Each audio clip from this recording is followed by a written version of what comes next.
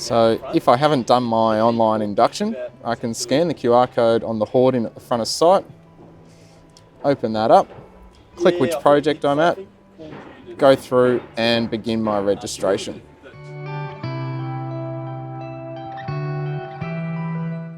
So as part of your induction process, you'll be registering all of your details like street address, suburb, emergency contacts. As I scroll down, you can see here we've got our induction photo. So as part of our induction, we can go through, take a photo.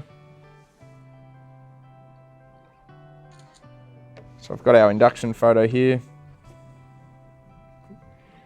Go through, fill in the rest of the details and submit that registration. That's all the worker has to do to upload their facial recognition photo, which is all done off-site.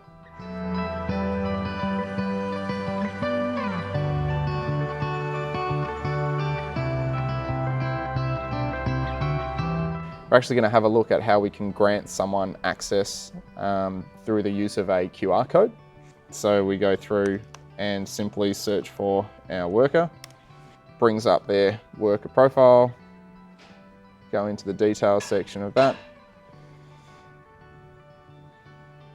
And you'll see here we've got the company-wide identifier field. So in this company-wide identifier field, all I have to do is put the letters QR in, and then scroll down to the bottom of the page, hit Save Changes, and that's effectively pushed out automatically a QR code straight to their phone with a hyperlink. They can click on that hyperlink, bring up the QR code, and scan through the turnstile to actually get into site. So at any point in time, I can go into the HammerTech dashboard and see exactly how many workers are signed in for the day. So at any point in time, I can jump into the site diary, click on the sign-in book for the day, and I can see a list of absolutely everyone that's signed in and the time that they got in and the time that they've left site as well.